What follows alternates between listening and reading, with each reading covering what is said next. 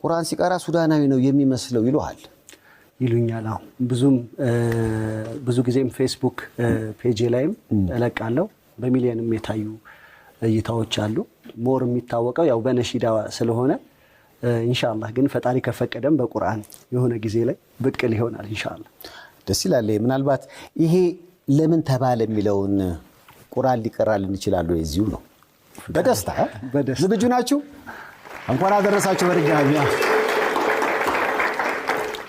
أعوذ بالله من الشيطان الرجيم الله لا إله إلا هو الحي القيوم لا تأخذه سنة ولا نوم له ما في السماوات وما في الأرض من ذا الذي يشفع عنده إلا بإذنه يعلم ما بين أيديهم وما خلفهم ولا يحيطون بشيء من علمه إلا بما شاء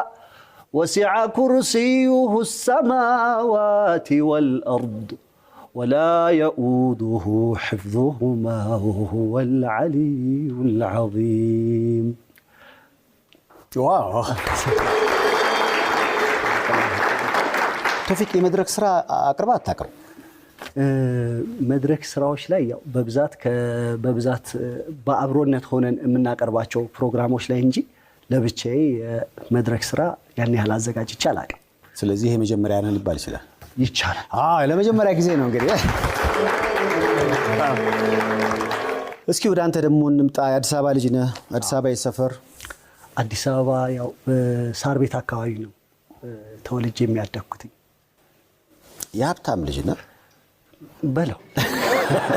ያው ሳር ቤት ሲባል ስሙ ነው ሳር ቤት አሁን ብዙ ጊዜ ጎጆ ቤት እንጠብቃለን ግን በጣም የሚገርሙ ቤቶች ያሉበት ሰፈር ነው እውነት ነው ሞር እንደውም ኤምባሲ ይበዛል